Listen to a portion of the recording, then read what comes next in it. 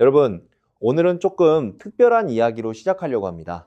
전주의 한 재래시장에서 40년째 반찬 가게를 하시는 정말수님, 올해 67이십니다. 이분이 얼마 전에 저에게 하소연을 하셨어요. 분명히 우리 몸에 좋다는 대로 했는데 검사 결과가 더 나빠졌다고요.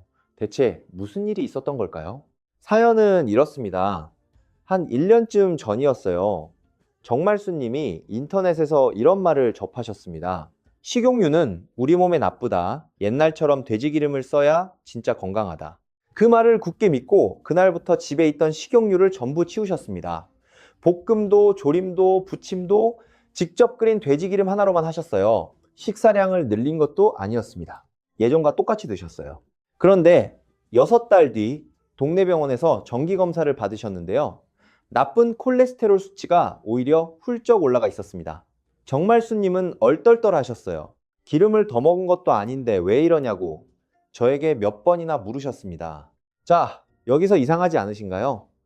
몸에 좋다는 대로 자연스러운 기름으로 바꿨는데 결과는 반대로 나왔습니다. 사실 이건 정말수님 한 분만의 이야기가 아닙니다. 반대로 돼지기름이 무섭다고 식용유만 고집하시는 분들 중에도 우리 혈관이 나빠지는 분이 많아요. 한쪽에서는 기름을 바꿔서 나빠지고 또 한쪽에서는 안 바꿔서 나빠집니다. 참 이상하죠. 그래서 오늘은요, 제가 마치 형사가 된 것처럼 이 사건의 진짜 범인을 찾아보려고 합니다. 돼지기름이 범인일까요? 식용유가 범인일까요? 아니면 우리가 전혀 의심하지 않던 다른 누군가가 진짜 범인일까요? 끝까지 함께 수사해 보시면 아마 오늘 저녁 우리 부엌에서 여러분이 무엇을 바꿔야 할지 분명해질 겁니다. 먼저 한 가지만 짚고 넘어가겠습니다. 오늘 이야기는 일반적인 건강 정보예요. 이미 고혈압이나 당뇨, 심장병 약을 드시는 분이라면 절대 스스로 약을 끊거나 식단을 확 바꾸지 마시고 꼭 담당 선생님과 먼저 상의하셔야 합니다. 이 부분은 뒤에서 한 번 더 자세히 말씀드릴게요. 수사를 시작하기 전에 억울하게 몰릴 뻔한 대상을 먼저 변호해 드려야겠습니다. 바로 지방, 그러니까 기름이라는 존재 자체입니다. 많은 분들이 기름을 무조건 나쁜 것으로만 생각하세요. 그런데요, 이게 참 큰 오해입니다. 우리 몸을 한 채의 집이라고 생각해 보세요. 지방은 그 집을 태우는 연료이기도 하지만 동시에 집을 짓는 벽돌이기도 합니다. 우리 몸의 세포는 하나하나 얇은 막으로 둘러싸여 있는데요. 그 막을 만드는 주재료가 바로 지방입니다. 뇌도 마찬가지예요. 우리 뇌의 상당 부분이 지방으로 이루어져 있습니다. 또 있습니다. 몸을 조절하는 여러 호르몬도 지방을 재료로 만들어집니다. 그리고 비타민 A, D, E, K는 기름에 녹아야만 우리 몸에 흡수돼요. 기름기가 아예 없는 우리 밥상에서는 이 좋은 비타민들이 몸에 잘 들어오지도 못한다는 뜻입니다. 그래서 저는 이런 분들을 볼 때마다 안타깝습니다. 살찔까봐 기름을 아예 한 방울도 안 드시는 분들이 계세요. 그런데 오히려 피부가 건조해지고 기운이 없고 입맛도 떨어지시는데 이걸 그냥 나이 탓이라 여기십니다. 때로는 너무 엄격하게 기름을 끄는 식단이 몸에 꼭 필요한 것까지 빼앗아 간 겁니다. 정리하면 지방은 우리 몸에 반드시 필요한 3가지 영양소 중 하나예요. 단백질, 탄수화물과 함께 말이죠. 그러니까 지방 자체는 범인이 아닙니다. 오히려 억울한 피해자에 가깝습니다. 다만 여기에 아주 중요한 단서가 하나 숨어 있어요. 필요하다는 것과 많을수록 좋다는 것은 완전히 다른 이야기라는 겁니다. 이 단서 꼭 기억해 두세요. 수사 후반부에 결정적으로 쓰이니까요. 자, 이제 본격적으로 첫 번째 용의자를 신문해 보겠습니다. 가장 많이 의심받는 대상, 바로 돼지기름입니다. 인터넷에서는 이 돼지기름을 두고 두 편으로 완전히 갈립니다. 한쪽은 옛날 어른들이 드시던 최고의 기름이라 하고 또 한쪽은 우리 혈관을 막는 주범이라고 하죠. 과연 어느 쪽이 맞을까요? 증거를 하나씩 살펴봅시다. 돼지기름 하면 여러분은 어떤 생각이 먼저 드세요? 아마 대부분 딱딱하게 굳는 기름, 그러니까 포화지방 덩어리라고 생각하실 겁니다. 그런데요, 여기서 아주 뜻밖의 증거가 나옵니다. 제가 자료를 찾아보다가 저도 좀 놀랐어요. 돼지기름의 지방 성분을 분석해보면 몸에 좋다는 불포화 지방이 오히려 더 많습니다. 정확히 말씀드리면 돼지 기름은 굳는 성질의 포화지방이 대략 40% 정도예요. 그런데 부드러운 단일 불포화지방은 그보다 많은 47% 안팎입니다. 이 단일 불포화지방의 주인공이 바로 올레산이라는 성분인데요. 놀랍게도 이건 올리브유의 가장 대표적인 성분과 같은 종류입니다. 무슨 뜻일까요? 돼지 기름을 무조건 나쁜 기름이라고만 몰아붙일 수는 없다는 겁니다.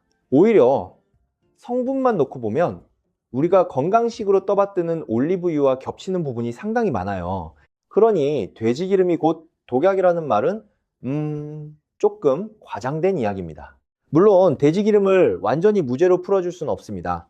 굳는 성질의 포화지방이 40%나 들어있는 것도 사실이니까요.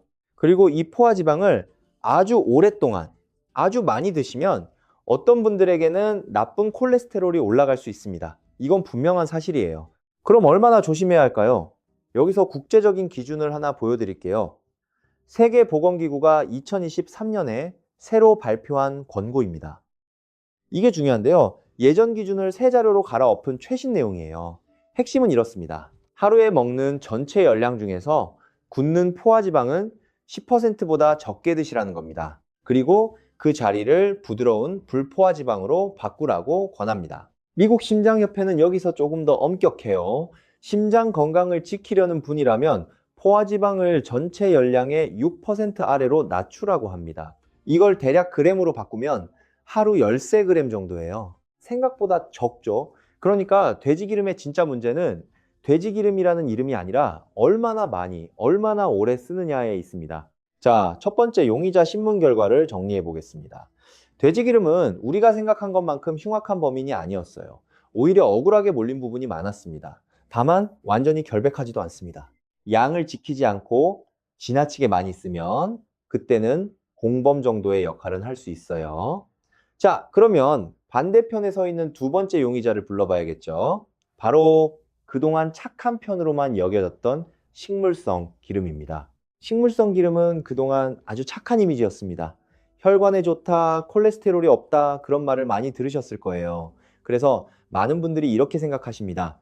식물성 기름은 아무리 많이 써도 아무리 뜨겁게 달궈도 괜찮다. 그런데요, 바로 이 생각이 함정입니다. 먼저 착한 증거부터 인정해 드리겠습니다. 콩기름, 카놀라유, 올리브유, 해바라기유 같은 식물성 기름은 대부분 부드러운 불포화지방이 풍부합니다. 그리고 앞서 말씀드린 세계보건기구 권고처럼 굳는 포화지방을 이 불포화지방으로 바꾸면 심장 건강에 도움이 될 수 있어요. 여기까지만 보면 식물성 기름은 확실히 착한 편이 맞습니다.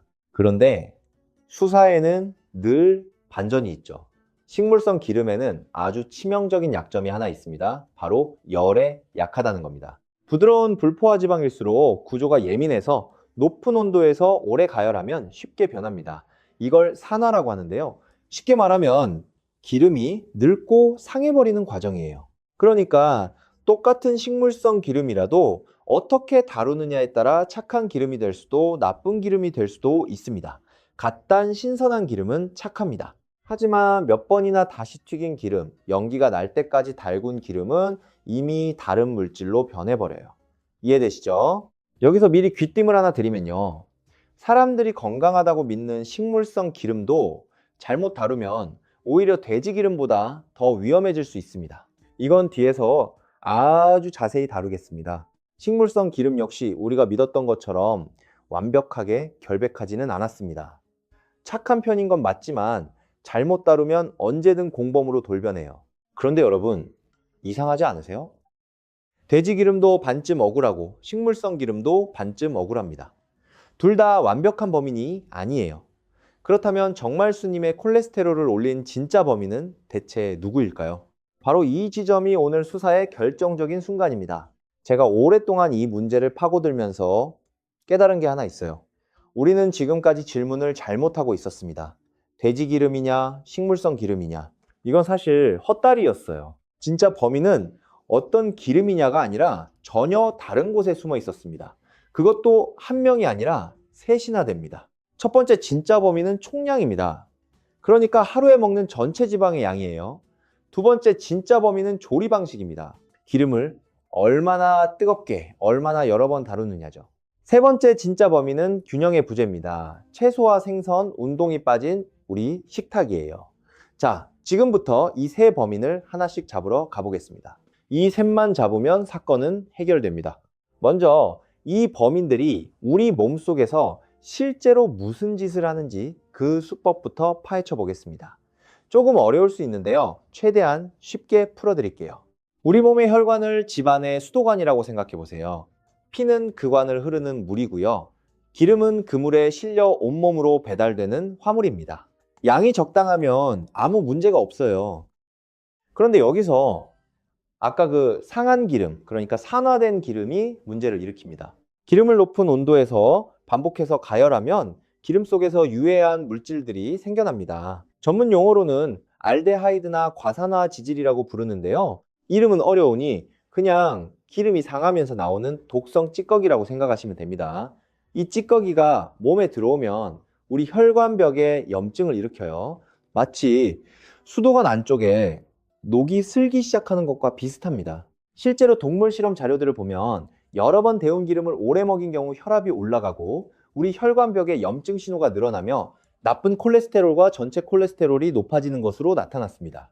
사람을 대상으로 한 연구에서도 여러 번 쓴 기름이 많이 든 음식을 한 끼 먹은 것만으로 우리 혈관 안쪽 기능이 일시적으로 나빠졌다는 보고가 있어요.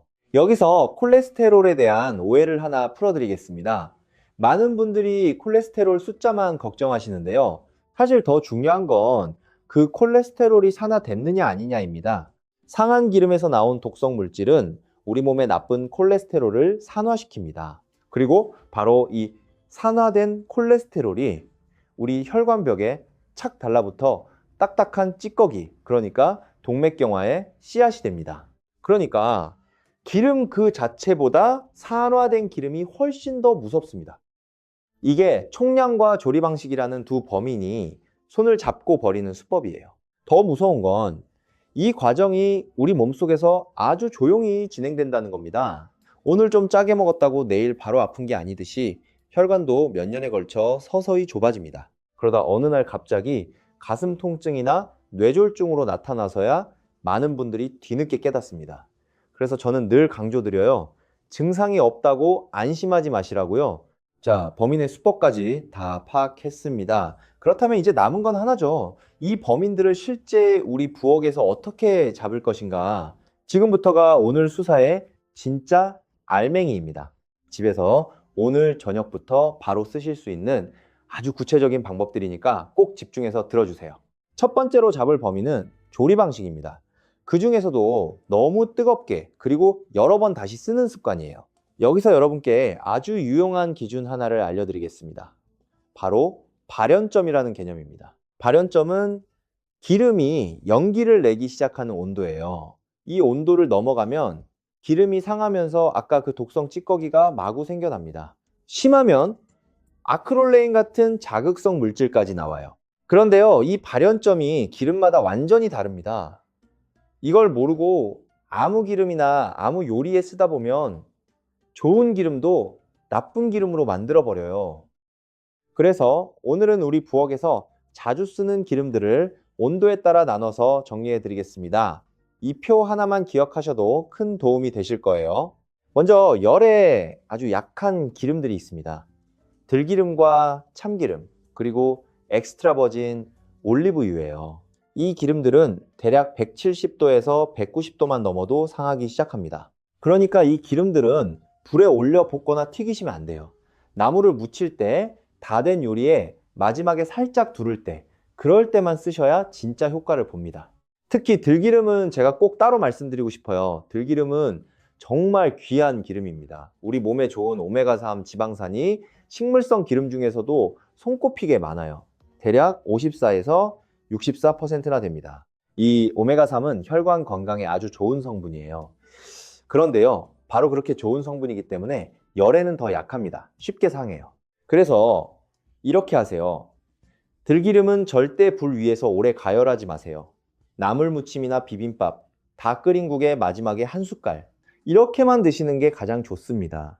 그리고 들기름은 상온에 오래 두면 금방 찌든 냄새가 나요. 꼭 냉장고에 넣어 두시고 한두 달 안에 다 드시는 게 좋습니다. 좋은 기름일수록 아껴둔다고 오래 두면 오히려 상해서 독이 됩니다. 다음은 중간 정도로 버티는 기름들입니다. 일반 식용유, 그러니까 콩기름이나 카놀라유가 여기에 속해요. 대략 210도에서 230도 정도까지 버팁니다. 그래서 평소에 볶음이나 부침처럼 적당한 불로 하는 요리에 잘 맞습니다. 우리가 매일 하는 대부분의 집밥 요리는 이 기름으로 충분해요. 마지막으로 열에 강한 기름들이 있습니다. 현미유, 그러니까 미강유나 정제한 올리브유 같은 것들이에요. 이런 기름은 230도 이상도 버팁니다. 그래서 어쩌다 한번 전을 많이 붙이거나 높은 온도로 조리할 때 조금 더 안심할 수 있어요. 돼지 기름도 대략 188도 정도까지는 버티는 편이라 볶음이나 조림에 소량 쓰기에는 나쁘지 않습니다. 자, 이제 온도를 어떻게 맞추느냐가 문제겠죠? 아주 간단한 방법이 있습니다.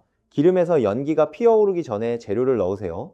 많은 분들이 기름이 팔팔 끓고 연기가 자욱해야 요리가 잘 된다고 생각하시는데 그건 오해입니다. 연기가 났다는 건 이미 기름이 상하기 시작했다는 신호예요. 온도가 걱정되시면 이렇게 해보세요. 마른 나무젓가락 끝을 기름에 살짝 담가 보시는 겁니다. 젓가락 주위로 작은 기포가 보글보글 올라오면 그때가 딱 요리하기 좋은 온도예요. 기포가 격렬하게 튀고 연기가 나면은 이미 너무 뜨거운 겁니다.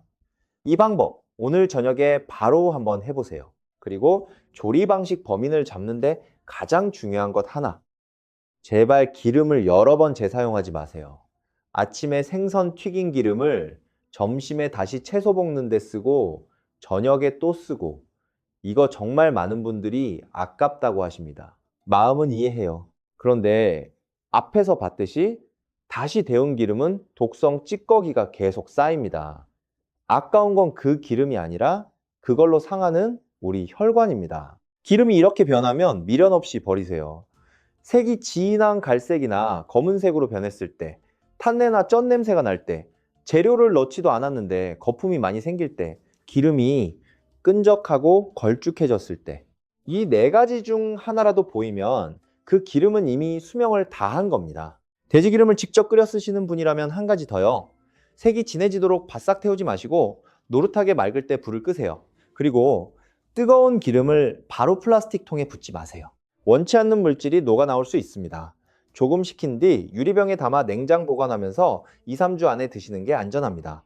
자, 이제 두 번째 진짜 범인을 잡으러 가보겠습니다. 바로 총량, 그러니까 하루에 먹는 전체 지방의 양이에요.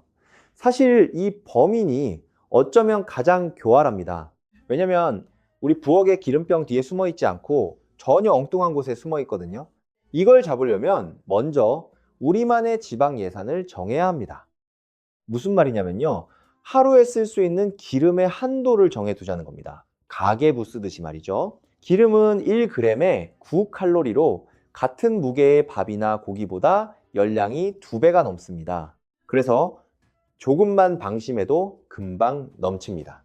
앞서 세계보건기구 권고를 말씀드렸죠. 하루 전체 열량에서 지방은 30%를 넘기지 말라고 했습니다. 이걸 우리 어르신들 식사량에 맞춰 아주 대략 계산해 보면요. 하루에 1600에서 1800칼로리를 드시는 분 기준으로 전체 지방은 대략 55에서 60g 정도가 됩니다. 그런데 여기서 중요한 건 이 지방의 상당 부분이 이미 다른 음식 속에 숨어 있다는 거예요. 고기 속에도, 견과류 속에도, 두부 속에도 지방이 들어 있습니다. 그래서 우리가 요리할 때 순수하게 붓는 기름은 그보다 훨씬 적어야 해요. 아주 현실적으로 말씀드리면 하루에 조리용 기름은 5에서 6숟가락 안쪽으로 잡으시는 게 좋습니다. 기름 한 숟가락이 대략 45에서 50칼로리 정도 되거든요. 생각보다 여유가 많지 않죠. 그럼 이 예산을 어떻게 나눠 쓰느냐? 간단합니다. 오늘 아침에 부침을 기름 넉넉히 해서 드셨다면 점심과 저녁은 찌거나 삶거나 무치는 쪽으로 가시는 거예요. 반대로 저녁에 고기를 구워 드실 계획이라면 낮에는 기름기 적은 우리 밥상을 차리시고요. 하루 단위로 그리고 일주일 단위로 균형을 맞추는 게 핵심입니다. 매 끼니마다 완벽할 필요는 없어요. 자, 그럼 이 지방 총량이라는 범위는 대체 어디에 숨어 있을까요? 아까 우리 부엌 기름병 뒤가 아니라고 했죠? 바로 여기입니다. 소시지 어묵, 삼겹살 비계, 튀긴 치킨, 과자, 케이크, 아이스크림, 그리고 각종 가공식품, 이런 음식 속에 지방이 아주 많이 그리고 조용히 숨어 있어요. 생각해 보세요. 집에서는 기름 한 숟가락 아끼려고 애쓰시면서 간식으로 과자 한 봉지, 저녁에 치킨 한 마리를 드신다면 어떻게 될까요? 부엌에서 아무리 아껴도 이 숨은 지방들을 다 합치면 하루 예산을 훌쩍 넘겨버립니다. 그러니까 진짜 범인은 부엌의 기름병이 아니라 우리 생활 전체의 습관 속에 숨어 있었던 거예요. 그래서 저는 이렇게 여쭤보고 싶습니다. 기름을 바꿀지 말지 고민하기 전에 이걸 먼저 돌아보세요. 채소는 충분히 드시나요? 가공식품과 튀긴 음식은 얼마나 자주 드시나요? 단 음료나 술은 어떠세요? 몸은 움직이시나요? 바로 이 질문들이 세 번째 범인, 균형의 부재로 이어집니다. 세 번째 범인은 사실 앞에 두 범인을 뒤에서 조종하는 우두머리 같은 존재예요. 아무리 좋은 기름을 골라도 채소와 생선이 빠지고 종일 앉아만 계시고 가공식품이 넘치는 우리 식탁이라면 소용이 없습니다. 반대로 채소와 콩, 생선을 충분히 드시고 꾸준히 거르시는 분은 기름을 조금 넉넉히 쓰셔도 훨씬 여유가 있어요. 기름 한 가지만 바꾸는 것보다 우리 밥상 전체를 바꾸는 게 100배 중요합니다. 여기까지 오면 많은 분들이 이렇게 물으십니다. 그래서 나는 대체 어떻게 해야 하냐고요? 사실 이 질문의 답은 사람마다 다릅니다. 그래서 지금부터는 실제 사연을 보내주신 분들의 이야기로 나눠서 말씀드릴게요. 여러분과 비슷한 분이 꼭 계실 겁니다. 첫 번째는 안동에 사시는 강병덕 님입니다. 71살이시고 화물차를 오래 모시다 은퇴하셨어요. 고혈압과 당뇨를 15년째 앓고 계십니다. 이분도 인터넷을 보고 정말수님처럼 모든 요리를 돼지기름으로 바꾸셨어요. 그리고 6달 뒤 나쁜 콜레스테롤이 오르고 체중도 몇 킬로 늘었습니다. 강병덕님 같은 분께 저는 이렇게 말씀드립니다. 기저질환이 있는 분은요, 절대 인터넷 유행을 그대로 따라 하시면 안 됩니다. 특히 이게 중요한데요. 무슨 일이 있어도 드시던 약을 스스로 끊지 마세요. 기름 한 가지 바꾼다고 혈압약이나 당뇨약을 대신할 수는 없습니다. 강병덕님의 문제는 돼지기름 그 자체가 아니었어요. 기름을 바꾸는 데만 신경 쓰다가 전체 지방량이 늘고 채소와 운동이 줄어든 게 진짜 원인이었습니다. 이런 분은 꼭 담당 선생님과 함께 식단을 정하셔야 합니다. 두 번째는 목포의 배진철 님이에요. 69이시고 젊을 때 배를 타셨던 분이라 생선튀김을 아주 좋아하십니다. 그런데 이분은 튀긴 기름이 아까워서 늘 걸러뒀다가 며칠씩 다시 쓰셨어요. 나름 알뜰하게 사신다고 생각하셨죠? 배진철 님께는 조리 방식 이야기를 집중해서 말씀드렸습니다. 제 사용한 기름의 독성 찌꺼기 이야기를 듣고 이분이 이러셨어요. 이제 그 아끼는 습관을 버려야겠다고요. 알뜰함이 엉뚱한 곳으로 가면 오히려 건강을 잃습니다. 세 번째는 원주에서 혼자 사시는 오순남님입니다. 74이시고요. 혼자 드시다 보니 한번 요리할 때 많이 만들어서 며칠씩 두고 드셨어요. 기름진 반찬도 크게 한 냄비 해두셨죠. 이런 분께는 이렇게 권합니다. 한 번에 너무 많이 만들지 마시고 조금씩 자주 새로 만드시라고요. 특히 기름을 쓴 음식은 오래 두면 그 안에서도 기름이 서서히 상합니다. 조금 번거롭더라도 신선하게 드시는 게 곧 건강을 지키는 길이에요. 이 세 분의 공통점이 보이시나요? 누구도 단순히 돼지기름이냐 식용유냐 때문에 문제가 생긴 게 아니었습니다. 각자의 생활 습관 속에 진짜 범인이 숨어 있었어요. 특히 이 점은 꼭 기억해 주세요. 내가 얼마나 기름을 먹어도 되는지는 사실 여러 가지를 함께 봐야 알 수 있습니다. 전체 콜레스테롤과 나쁜 콜레스테롤, 좋은 콜레스테롤, 중성지방, 혈당, 간 수치, 혈압, 그리고 몸무게와 운동량까지요. 이 조각들을 다 맞춰봐야 정확한 답이 나옵니다. 그래서 기저질환이 있으신 분은 인터넷이 아니라 꼭 병원에서 답을 찾으셔야 해요. 자, 이제 오랜 수사를 마무리하며 사건 파일을 덮어보겠습니다. 오늘 우리가 찾아낸 진실을 정리해 볼게요. 처음에 우리는 돼지기름과 식용유 둘 중 하나가 범인일 거라고 생각했습니다. 하지만 둘 다 반쯤은 억울한 용의자였어요. 진짜 범인은 셋이었죠. 첫째, 하루에 먹는 전체 지방의 총량. 둘째, 너무 뜨겁게 여러 번 다시 쓰는 조리 방식. 셋째, 채소와 생선, 운동이 빠진 균형의 부재. 그리고 오늘 여러분이 부엌에서 당장 바꾸실 수 있는 것도 몇 가지 잡았습니다. 기억나시죠? 조리용 기름은 하루 5에서 6숟가락 안쪽으로, 들기름과 참기름, 올리브유는 절대 불에 볶지 말고 마지막에 살짝만, 그리고 한 번 튀긴 기름은 미련 없이 버리기.